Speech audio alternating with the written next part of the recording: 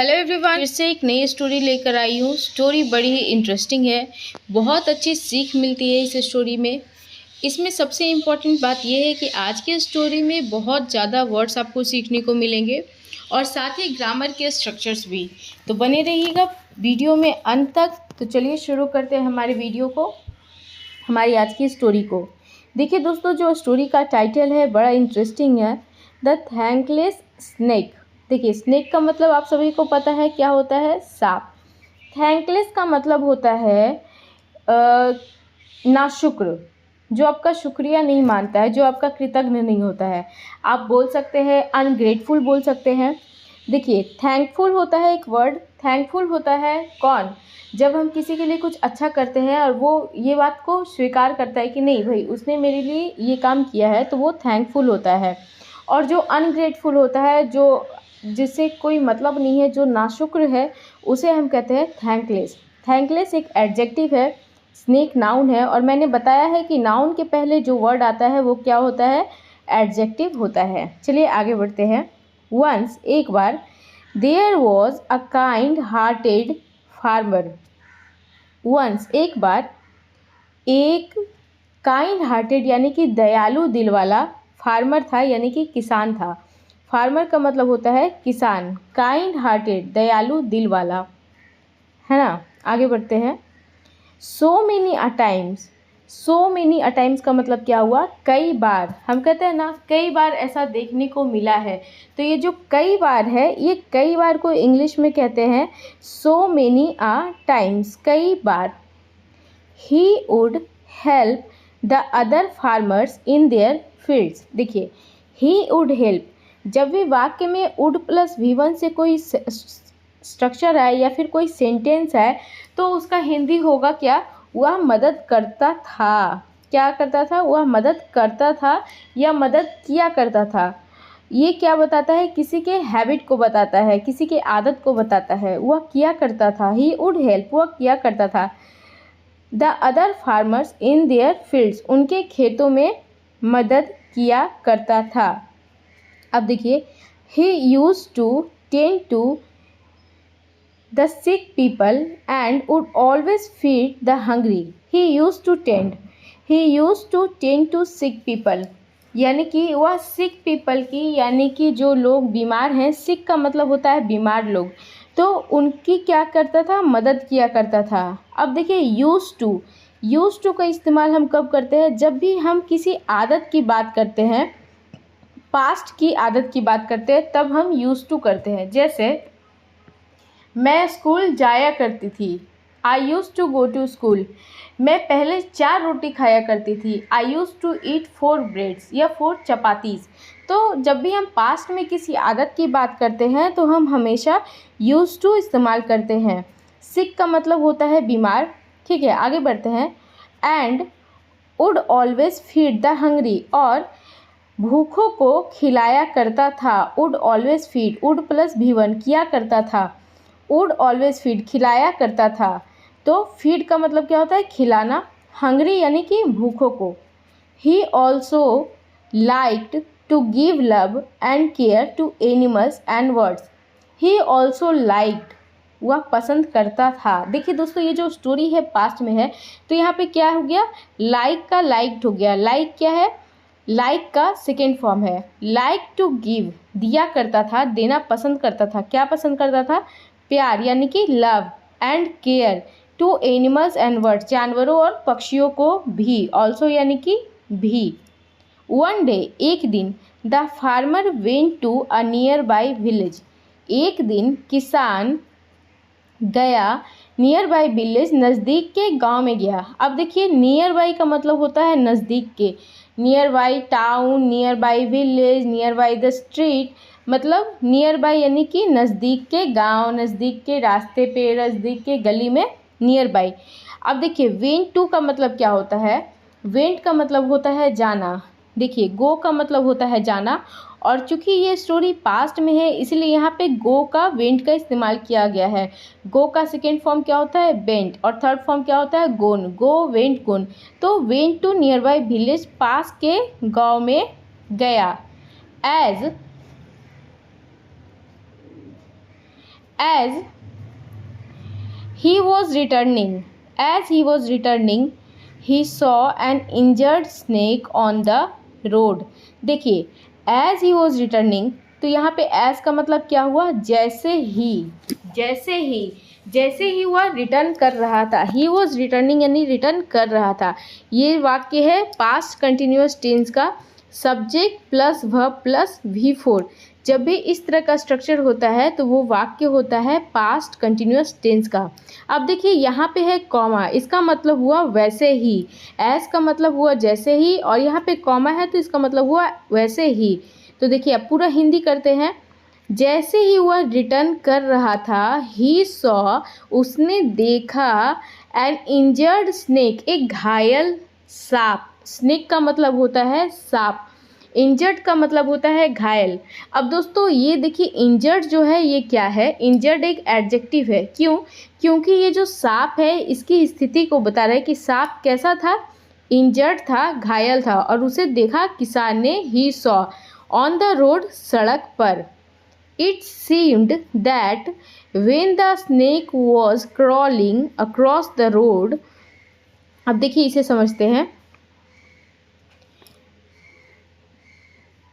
He saw an injured snake on the road.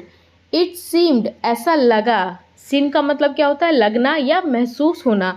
It seemed ऐसा लगा that कि when the snake जब सांप was crawling यानी कि क्रॉल कर रहा था। देखिए सांप ऐसे ऐसे चलता है तो इसे क्रॉल करना कहते हैं।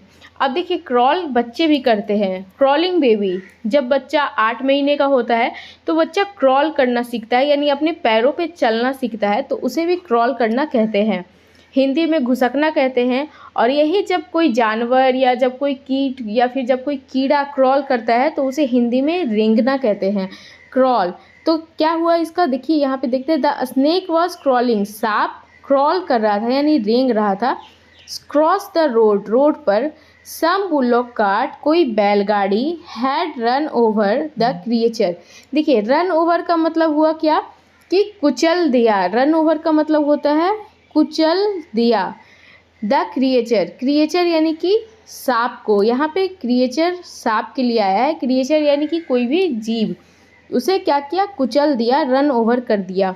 लकली, भाग्य से, द स्नेक वॉज अलाइव, जो सांप था वो अलाइव था, अलाइव यानी कि जीवित था, बट लेकिन, इट वॉज अनकॉन्शियस। देखिए अनकॉन्शियस यानी कि बेहोश होना होता है। और यहाँ पे देखिए इट किसके लिए आया है, ये जो इट आया है ये इट आया है स्नेक के लिए। अब आप बोलेंगे कि ये इट के जगह ही या फिर शी क्यों नहीं आया है। तो दोस्तों जब भी किसी भी जानवर या फिर किसी भी पक्षी के लिए जब हम प्रोनाउन का इस्तेमाल करते हैं तो हमेशा इट लगाते हैं, इसलिए यहाँ पे इट आया है। इट वॉज अनकॉन्शियस मतलब कि सांप जो था अनकॉन्शियस था यानी कि बेहोश था। इट्स ऊंड्स वर ब्लीडिंग, ऊंड का मतलब क्या होता है, देखिए ऊंड का मतलब होता है घाव। जब हम लोगों को भी कुछ कट छट जाता है या कुछ होता है, कोई घाव होता है तो उसे भी ऊंड कहा जाता है, WOUND, ऊंड। तो उसके जो घाव थे क्या थे, बह रहे थे, ब्लीडिंग यानी कि बह रहे थे। द काइंड फार्मर, दयालु किसान, जेंटली यानी कि आराम से, wrap the injured snake in a cloth and took it home. अब देखिए रैप का मतलब क्या होता है, रैप का मतलब होता है लपेटना, रैप का मतलब क्या होता है, लपेटना।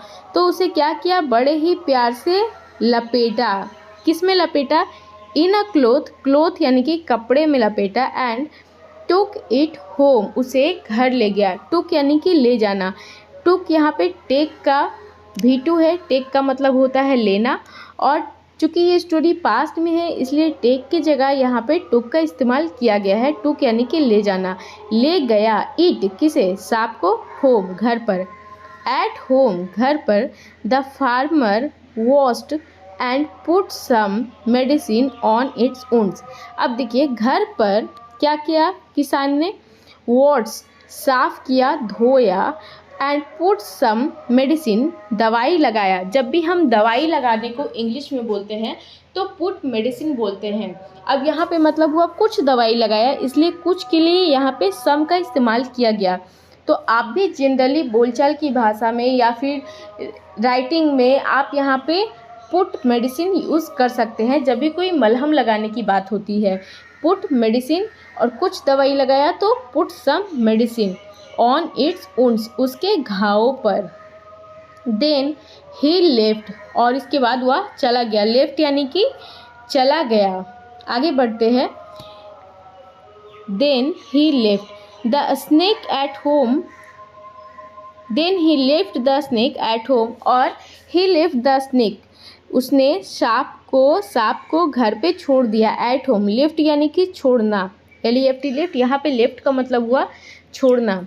And went to the market, और मार्केट चला गया यानी कि बाजार चला गया। क्यों गया? To get some milk for it, उसके लिए कुछ दूध लाने के लिए। वेंट टू प्लस V1 का मतलब क्या होता है? वेंट टू प्लस V1 का मतलब होता है कहीं जाना। मैंने आपको बताया था गो टू द मार्केट जैसे होता है, तो वेंट टू द मार्केट, क्योंकि यहाँ पे गो के जगह वेंट का यूज़ किया गया है क्योंकि ये स्टोरी पास्ट में है ना। टू गेट क्या लाने के लिए? टू गेट क्या लाने के लिए? सम मिल्क, कुछ दूध लाने के लिए। फॉर इट किसके लिए? स्नेक के लिए। यहाँ पे इट आया है स्नेक के लिए। आगे बढ़ते हैं। व्हेन ही केम बैक, जब वह लौटा। केम बैक यानी कि लौटना।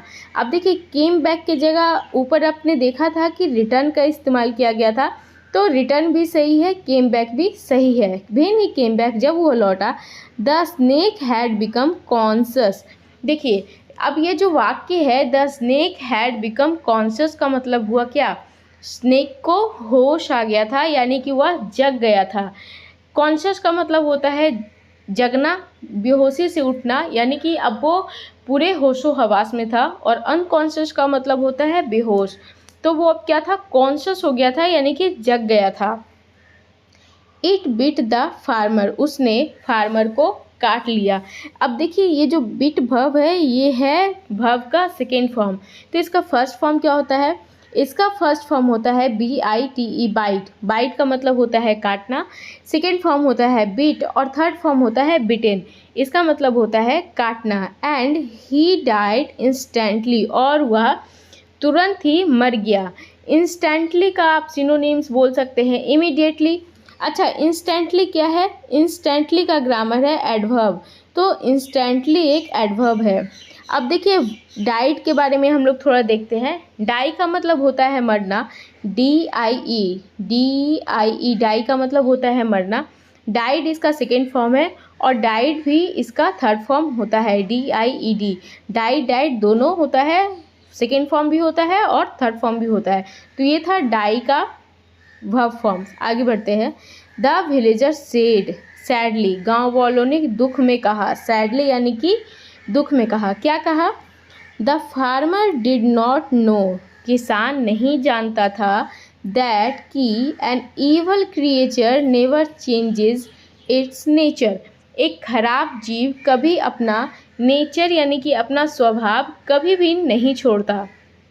अब देखिए यहाँ पे एक चीज़ देखने वाली है, ये जो वाक्य है कहाँ से? यहाँ से। देखिए द विलेजर सेड, ये जो वाक्य है ये वाक्य है नरेशन का, डायरेक्ट स्पीच का।